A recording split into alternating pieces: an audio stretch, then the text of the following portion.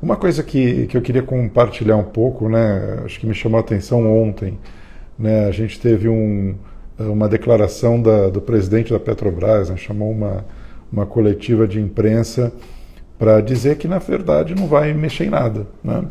Então, marcou para as 4h30, um horário, acho até que fez sentido, né, para não deixar, parece estranho, né, falar, mas marcou no meio do pregão, né, será que isso aí não ia conturbar ainda mais? Mas sabendo que ele ia falar nada, né, então até que fez sentido. Não distorceu o mercado de forma desnecessária, né, gerou uma ansiedade inicial. Quem acompanhou nas redes sociais viu o quanto que as pessoas comentaram, não, o que vai acontecer, como é que eu acompanho a coletiva da Petrobras, né, 4h30, o que vai acontecer, será que o governo vai meter a mão, será que vão mexer nos preços?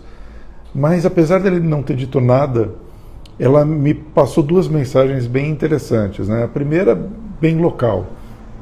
Ela mostrou o caminho que o governo escolheu. Né? O caminho que o governo escolheu, está claro, não é de mexer diretamente. Ele ponderou a questão do... Existe um custo político, obviamente, da gasolina estar a 7, 8 reais, não há dúvidas, mas quando ele olha para dentro da estrutura do custo e o cabo de guerra que ele está tendo com os governadores, o que ele poderia mexer e alterar no preço da gasolina é muito pequeno ainda. Claro que ele tem espaço, ele pode fazer ajustes, porém, o custo dessa mexida no preço da gasolina por parte do governo federal versus o efeito positivo que teria na ponta seria de fato muito pequeno. Então, a escolha do governo nesse caso é mais uma aposta, e é interessante que é um governo que tem, por um lado, essa característica, né? Mas ele também se coloca de uma maneira em que ele deixa bem claro, abrindo, né? Ou seja, a declaração de ontem do presidente da Petrobras, muito mais do que tranquilizar os mercados, ela teve um objetivo político, de, mais uma vez, reforçar que o problema não é da Petrobras. Né? O problema está na estrutura de impostos, etc, etc. Então, tem aí uma questão, um ponto, né, um ponto de vista do que a gente viu ontem, que para mim é muito claro, que é o governo colocando essa disputa eleitoral, não diria só o governo, né, eu diria governo federal, eu diria a disputa política, ela já começou, né, a janela eleitoral começou lá atrás. O marco você pode escolher o 7 de setembro, que foi as manifestações pró-governo, você pode escolher o momento em que o STF deixa o Lula elegível, enfim, ou você pode escolher a própria pandemia, né, que gerou toda esse extremo da polarização. Então, quando eu olho a coletiva de ontem da Petrobras, que num primeiro olhar foi vazia, né, não trouxe nenhum fato novo, mas na verdade ela reforça algo que já vem acontecendo, que foi a escolha do governo de não entrar no ajuste solo, no voo solo, em que ele provavelmente perderia, por mais que ele conseguisse ajustar o preço da gasolina, politicamente ele sofreria duplo, sofreria pela Petrobras, sofreria porque no final o efeito seria tão pequeno e ainda seria cobrado. Então ele escolheu essa posição em que ele abre as cartas, coloca na mesa e chama os governadores, como gosta o governo federal, para essa disputa de pontos de vista.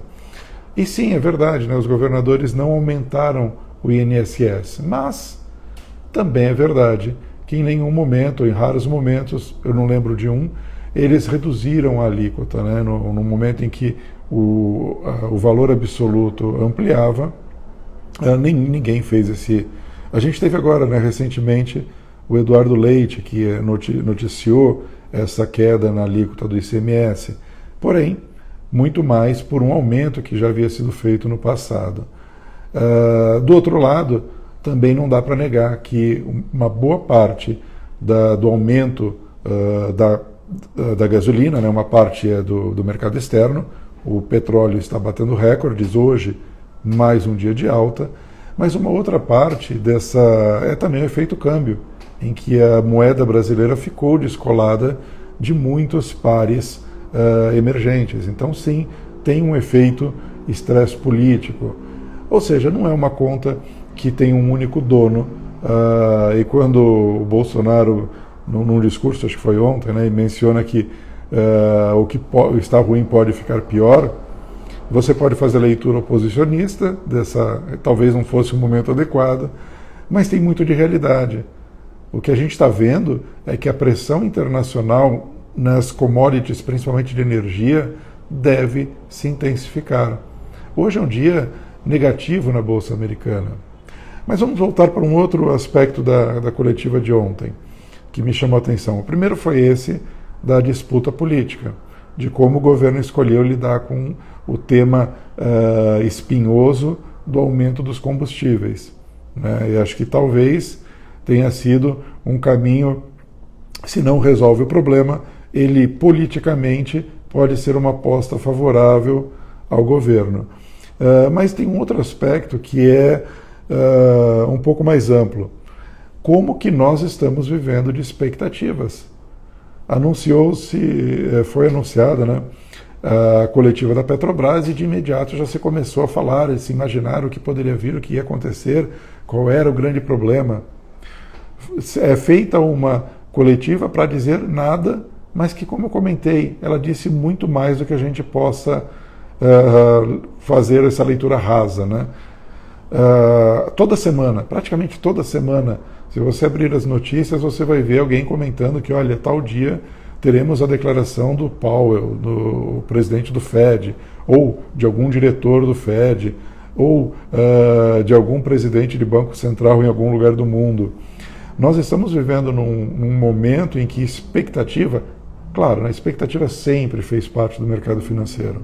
É a essência, né? Você compra expectativa, seja ela positiva ou negativa. É isso que se consiste a precificação de ativos, né? Porém, o que a gente está vivendo é um momento em que isso chega num extremo.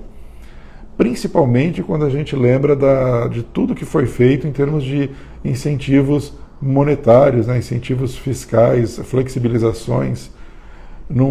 E veja, né, a cada momento por uma boa desculpa. Tivemos a boa desculpa da crise em 2001 ainda, das .com, tivemos o bom motivo da crise imobiliária do subprime, tivemos o bom motivo da pandemia e seguimos, né? Já vão aí 20 anos nesse processo. E é claro, né, quando a gente fala, se 20 anos passaram e nada aconteceu, outros tantos virão e a gente não precisa se preocupar. É um ponto que a gente deveria até considerar. Foram 20 anos em que, durante esses 20 anos, a todo momento alguém anuncia o próximo crash, né? Então, sim, tem essa perspectiva. Por outro lado, o que a gente também precisa observar é que ao longo desses 20 anos a intensidade foi cada vez maior. Não só a intensidade dos incentivos, mas foi também criando uma dependência dos mercados muito grande. Ok, podemos então considerar que estamos num novo paradigma financeiro, né? Um novo modelo, uma nova maneira de ver tudo isso. Talvez seja isso. E, de fato, ficar apostando contra a manada, nesse caso, né, é meio irracional. Não é o que eu estou propondo aqui. Eu acho que o ponto que eu queria comentar na nossa live de hoje é como que a gente precisa olhar além dessas expectativas.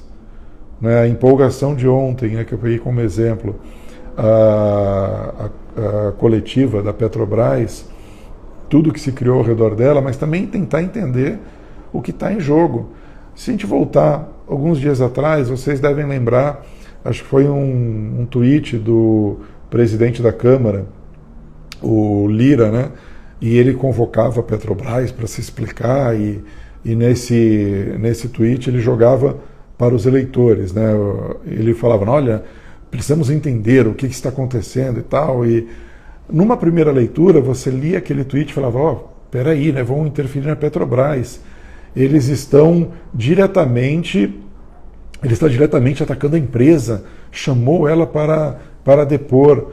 Porém, quando você lê um pouquinho com mais calma, uma das frases do tweet, eu não vou lembrar ela literalmente, mas ele já deixa meio que subentendido que, olha, o problema não é a Petrobras.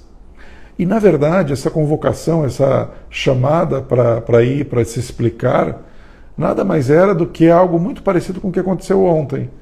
Né? Um movimento em que o governo, de forma organizada, vai abrindo para a população, para os eleitores, que o problema do governo federal é a menor parte. Veja só, então, quando a Petrobras é chamada para se explicar na Câmara dos Deputados, nada mais foi do que uma oportunidade para que a mesma explicação que a gente viu ontem fosse feita. Né? Então, o que está ocorrendo é essa disputa. O bom, né, se é que a gente pode tirar aí um ponto positivo. O ponto positivo dessa que eu faço, né, a leitura que eu faço disso que a gente está vendo com a Petrobras, é que por mais que o governo tenha e todo político tem isso, né, eu não estou falando, não estou nomeando Bolsonaro, Lula, nenhum deles. O que eu estou dizendo é que todo político tem, naturalmente, esse viés mais populista. Alguns mais, outros menos, alguns um pouco mais responsáveis, digamos assim. Por mais que o governo tenha isso, e a gente ainda tem esse risco, o que se percebe é que está sendo feito um esforço enorme para que não seja necessário essa tal intervenção. Né? E alguns aí podem dizer, André, mas não ter feito nada, no caso do anúncio de ontem, já foi de alguma maneira uma intervenção, porque já existe uma defasagem de preços versus o mercado internacional. Sim, verdade. Mas eu não duvidaria que em alguns dias você veja alguma correção nos preços acontecendo. Enfim, aqui a leitura, eu peguei o exemplo da Petrobras e acabou parecendo que a live é sobre a Petrobras, e não é. Eu me pego menos nesses detalhes específicos e muito mais no que eu posso tirar de aprendizado para outras situações. E nesse caso, o que eu vejo é um momento muito turbinado por expectativas. Vejo o caso da empresa Evergrande, né? Aqui eu vou pegar pelo lado negativo. O lado negativo é um problema grave. Porém, no momento em que a empresa sinalizou que pagava uma parte dos juros e que estava, calma, tudo bem, estamos ainda, o mercado rapidamente, que foi na semana passada, se não me engano, o mercado rapidamente abraçou aquela expectativa positiva porque ele precisava daquilo. Significa que o problema acabou? Não. Podemos ter, inclusive, novas surpresas. Ontem, o minério de ferro voltou a cair. Né? Existe, sim, algo que vai além da empresa, da Evergrande, né? A segunda maior construtora chinesa. Tem uma questão de fundo que é a desaceleração chinesa. Né? A gente vê aí, já ouvimos sinalizações de apagões, já ouvimos restrições de consumo, já ouvimos controle sobre os preços do minério, já tem uma série de movimentos nessa direção. O próprio setor de construção, onde está essa empresa, né, que foi o epicentro da crise, ele não está tão tranquilo. Né? O modelo chinês de crescimento está sendo questionado. Então o ponto que eu pego aqui é como que a gente pode tomar cuidado com essas expectativas. Então essa talvez seja a leitura. Pessoal que me acompanha no Stock Snipers, né, essa semana a minha sugestão foi espera, né, não vamos fazer novas compras, né, vamos ver o que acontece nesses dias. Eu não acredito que esteja totalmente precificado esse movimento, essa eventual desaceleração chinesa. Então é isso que eu queria comentar hoje, né, a questão das expectativas.